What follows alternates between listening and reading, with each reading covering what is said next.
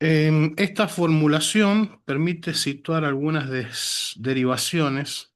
Por ejemplo, si el linaje no es biológico, implica que la sucesión no se apoya en la naturaleza que ordena la genealogía desde una primera camada de individuos que sostienen en la continuidad biológica la aparición de la segunda camada de individuos y así sucesivamente. Todo indica que se trata de la combinatoria específica de la noción de estructura, lo cual propicia una legalidad que inscribe los modos genealógicos de una descendencia.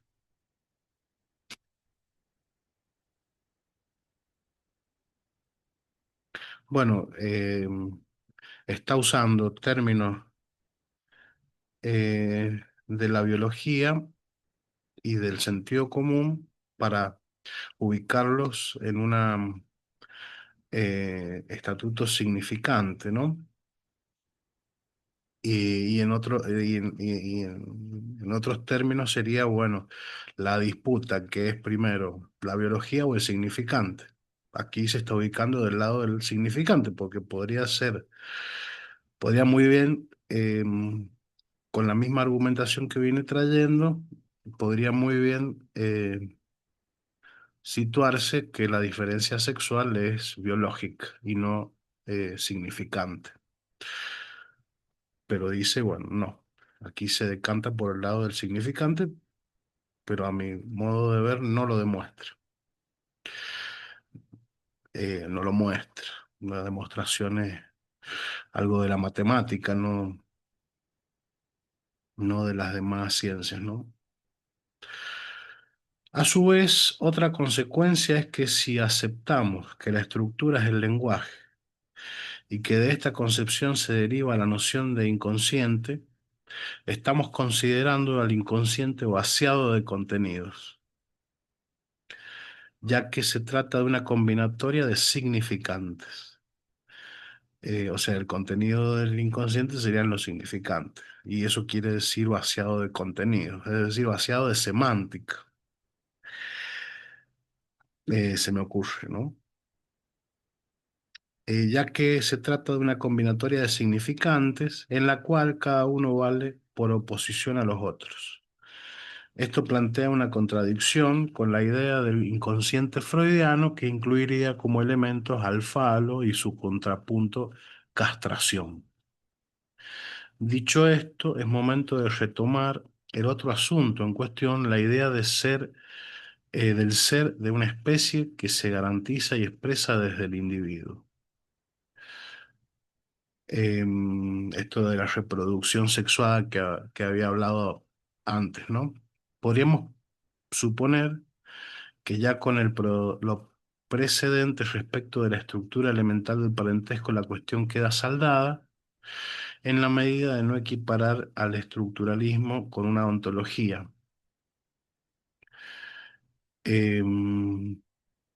Equívoco en el que se sumió Humberto Eco en su libro La estructura ausente. Sin embargo, importa explicitar que desde el discurso del psicoanálisis y la concepción de estructura que sostenemos, no habría en juego ninguna transmisión del ser de una especie. Es más, pondremos en cuestión la posibilidad de siquiera suponer que el psicoanálisis maneje como categoría teórica la idea de especie y por lo tanto de individuo. Para despejar esto último, nos vamos a remitir a un conjunto de consideraciones tomadas de la última clase del Seminario Internacional que dictó Alfredo Edelstein en el año 2017.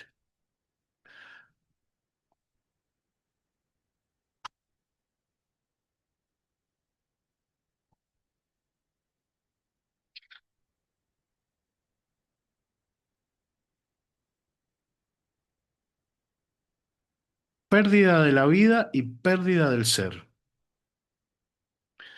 El recorte que tomaremos de la clase de referencia es la subversión que se produce al plantear la pulsión de muerte rectificando el planteo freudiano sobre la pulsión en general y fundamentalmente en la vertiente de pulsión de vida.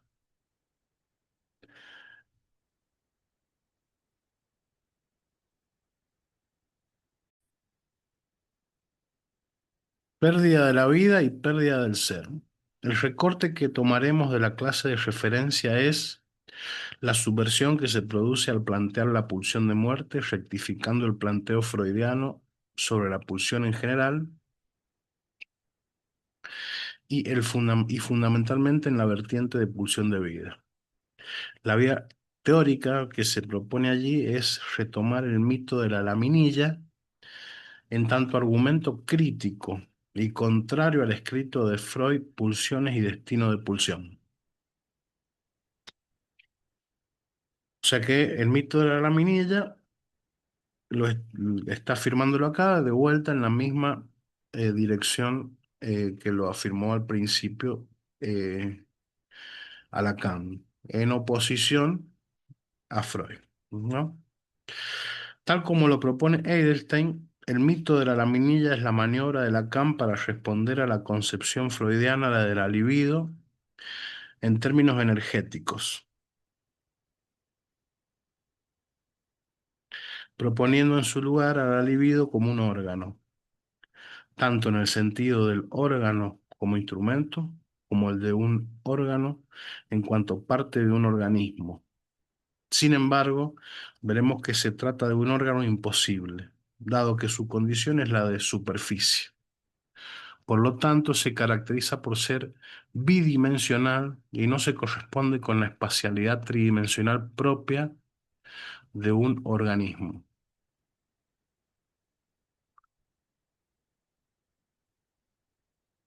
Toma una cita de la clase de Alfredo Edelstein, tomo una cita de la clase de Alfredo Edelstein que nos ofrece una síntesis de suma claridad. Dice Edelstein, en los seres de reproducción sexuada, que es nuestro caso, el puro instinto de vida es aquello que como tal se pierde por nuestra condición sexuada. La libido es la laminilla, que es el puro instinto de vida, o sea, la vida que no está en ningún órgano, que se pierde por nuestra condición biológica.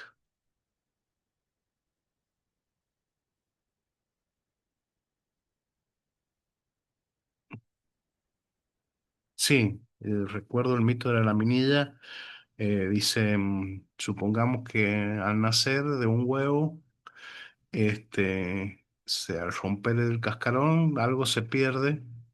Eso que se pierde es la laminilla que separaba, este, que cubría eso que viene a nacer, ¿no? Y esa laminilla es inmortal y escurridiza.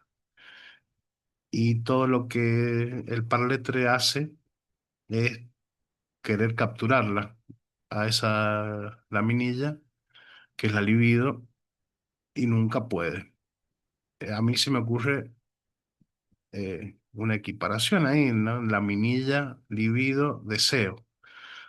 Este, porque tiene todas las características de lo que es el deseo, ¿no?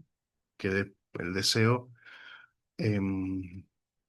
se lo puede describir en términos de la lógica del significante, de la lógica de la demanda, este, y de la desnaturalización de la necesidad, ¿no? Así que, bueno, dice, a partir de esta cita vemos cómo se puede retomar parte del planteo de la primera sección de este trabajo, en la que quedó establecida la cuestión de la división sexual y el lazo sexualidad-muerte. Pero ahora incluimos la condición que esto imprime, la pérdida de la vida.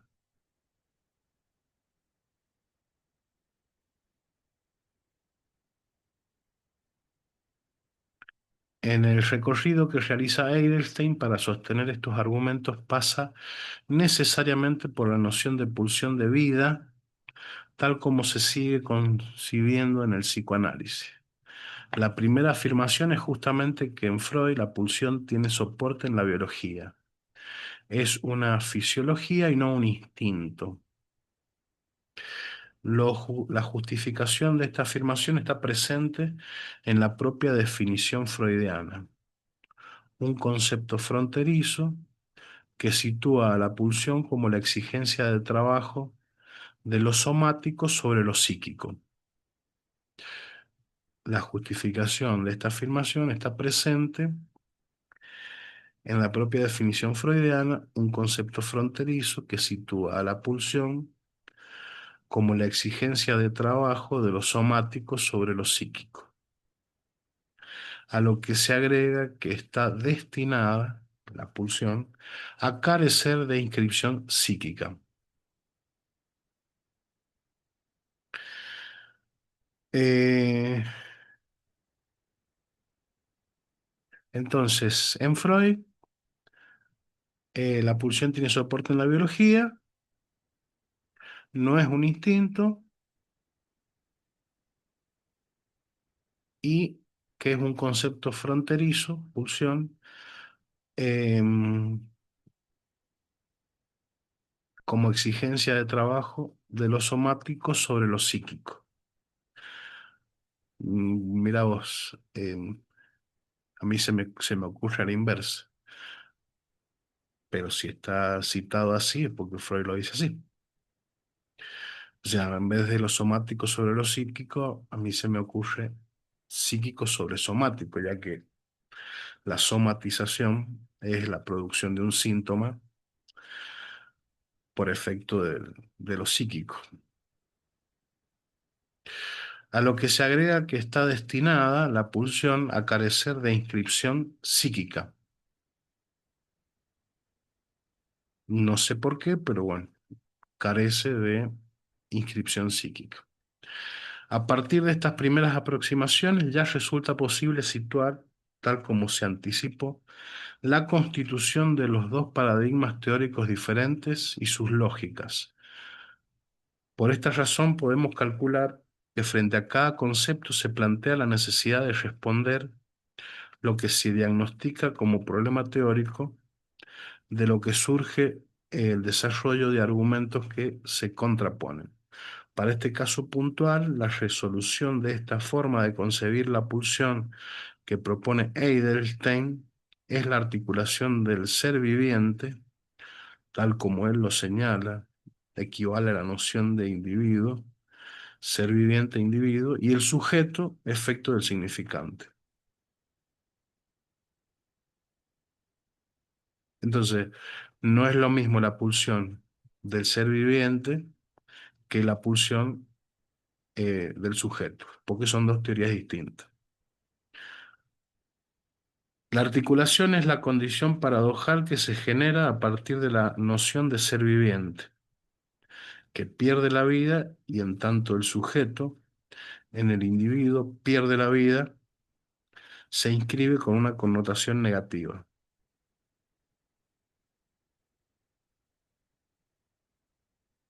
A su vez, esto se articula con la condición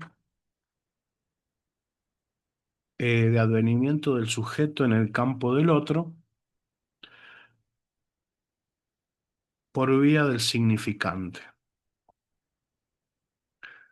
lo que implica la pérdida del ser del sujeto, de allí su escritura como sujeto barrado, en ese sentido que se articula el sujeto dividido al ser viviente en tanto y justamente en su condición mortal. De esta configuración se instituye un producto, ya que en la medida que del lado del ser viviente o individuo se ha perdido la vida, surgen los objetos A que representan esa pérdida de vida, pero siempre articulada a la condición de sujeto en tanto se ha perdido el ser. Por otra parte, habrá que considerar que la idea de pérdida en juego podría hacernos suponer que se trata de una existencia fehaciente que se ha perdido en el origen. como algo que estuvo y se perdió. En verdad, lo que está en juego aquí es que lo perdido es el origen mismo. Por eso, la condición de mito para la laminilla por parte de Lacan y el desarrollo de Eidelstein sobre el Big Bang del lenguaje, y el otro en el sentido más abarcativo. Bueno, lo que está en juego aquí es que lo perdido es el origen mismo. A partir de que em, aparece el sujeto está barrado y pierde su ser,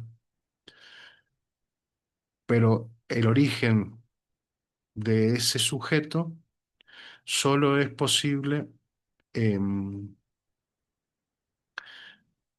ubicarlo como mito, porque el origen está perdido. Lo mismo que pasa en la astrofísica y la idea del Big Bang em, como la creación en ese momento de la materia, el espacio y el tiempo, el espacio-tiempo, y antes del Big Bang no se puede, el origen no se lo puede rastrear porque justamente espacio y tiempo, espacio-tiempo, eh, recién se crean con el Big Bang. Lo mismo pasa con el lenguaje. eh, y una afirmación que recuerdo del Big Bang del lenguaje, de creo que se llama el libro El origen del sujeto en psicoanálisis. Eh, una de las afirmaciones que recuerdo es que las lenguas se crean a sí mismas, ¿no? Eh, de tal manera que no hay posibilidad de plantear el origen, ¿no?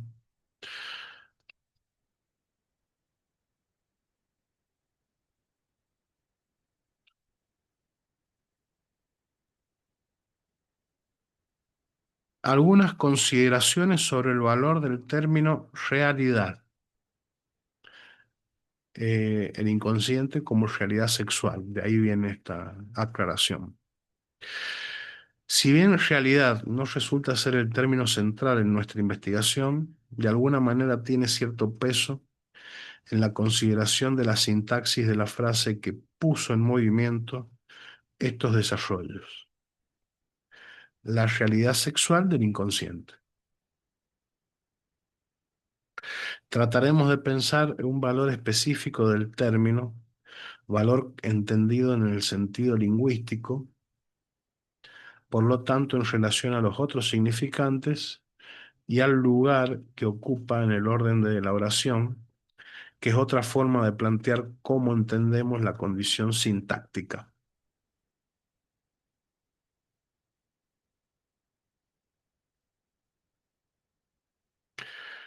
Realidad sexual del inconsciente. Esta manera de abordar la cuestión en juego se corresponde con el criterio anticipado en la introducción, en tanto no trabajamos con la idea de términos que valgan por sí mismos, como existencias prelingüísticas. La frase está construida como un enunciado que se sostiene en última instancia en el término inconsciente, realidad inconsciente, realidad sexual inconsciente, o el inconsciente como realidad sexual, ya que se presenta la condición de su realidad caracterizada como sexual.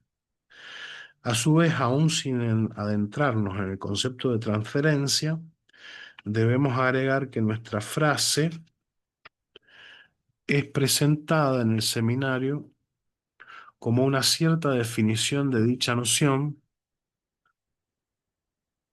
Por lo tanto, si la transferencia es la puesta en acto de la realidad sexual del inconsciente, se trata de un tener lugar en el dispositivo analítico, entendido en sus dos posiciones, analizante-analista del inconsciente.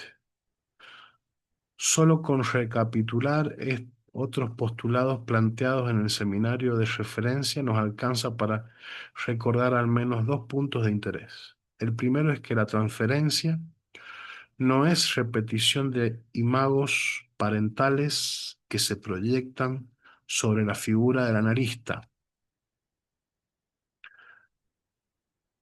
El segundo punto es establecer el estatus ético del inconsciente. Claro, no son imagos parentales que se proyectan sobre la figura del analista porque eh, la función paterna, la función materna son funciones.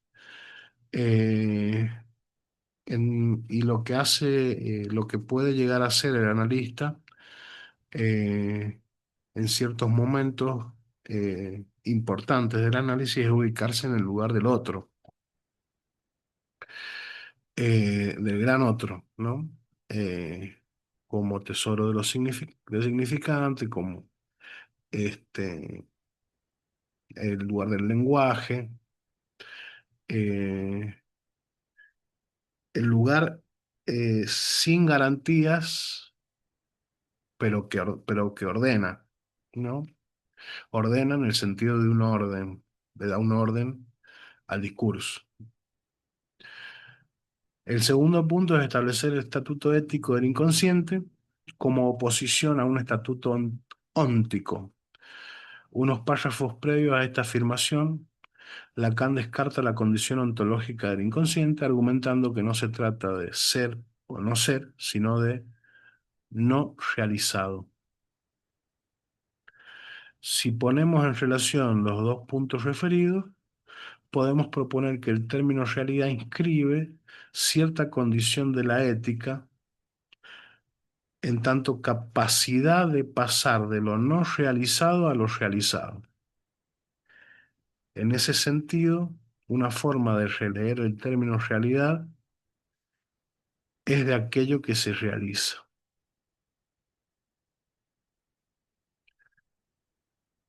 Por lo tanto, se trata del dispositivo de discurso en el que se hace posible en la relación transferencial cierta realización del inconsciente pulsátil, el de la apertura y cierre que propone Lacan en este contexto.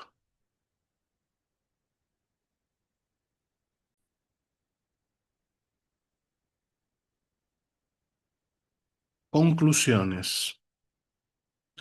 La intención de este trabajo ha sido organizar una secuencia en la cual, partiendo de la expresión que puso en relación al inconsciente con la sexualidad, en la mediación del término realidad, en tanto la realidad del inconsciente es presentada como realidad sexual, nos resultará posible traer a consideración esa articulación específica, efecto del discurso del psicoanálisis.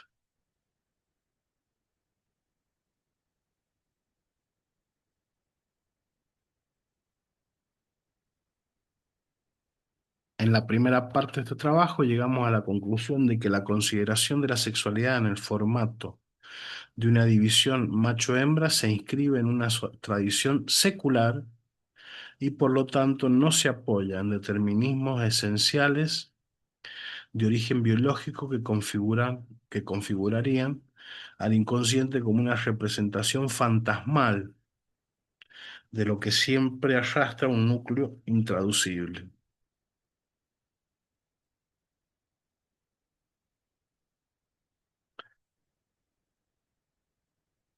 Por el contrario, según pudimos establecer, dicha tradición secular es efecto de la preexistencia del significante operando como combinatoria estructural que habilita la construcción de oposiciones desde la pura diferencia. Lógica que no permite considerar contenidos en el inconsciente estructurado como un lenguaje. Bueno, eh, es muy prolijo cómo lo está llevando adelante, pero a mí se me ocurre una síntesis muy sonsa, que es la misma que dije hace rato. Está en pugna si es el significante primero o es la biología primero, ¿no? Eh, del lado de Lacan, así como la autora, yo lo entiendo, el significante primero, ¿no? En cuyo caso eh, vale el significante primero también para la biología, ¿no?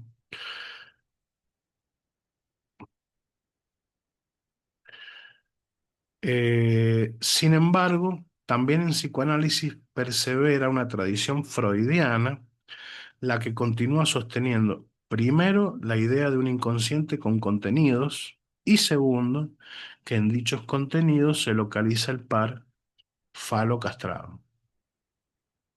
En continuidad con lo antedicho, podemos retomar lo que dejamos pendiente respecto de la cuestión de lo insostenible de la verdad de la realidad sexual del inconsciente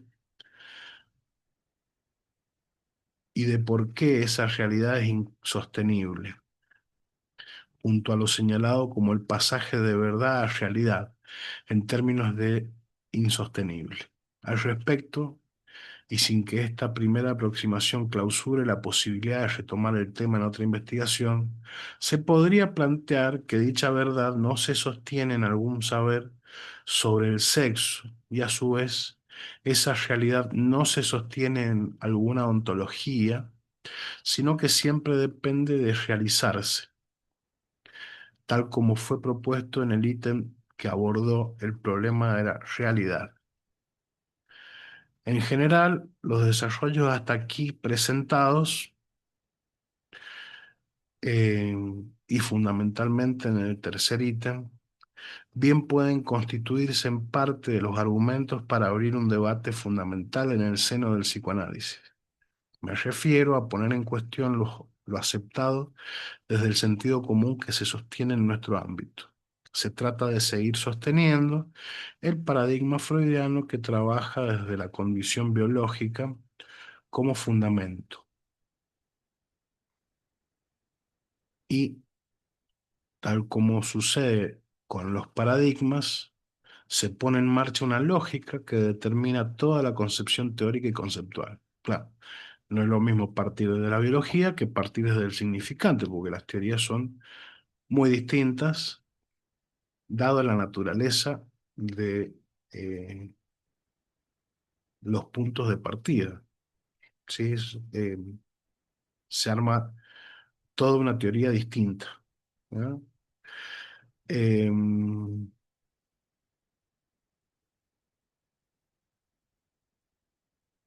de manera específica, en este trabajo se planteó ese efecto sobre el concepto de pulsión, em,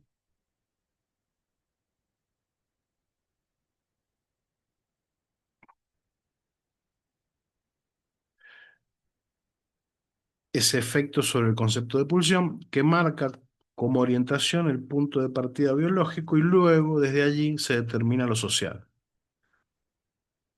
Eso en el sentido freudiano, ¿no?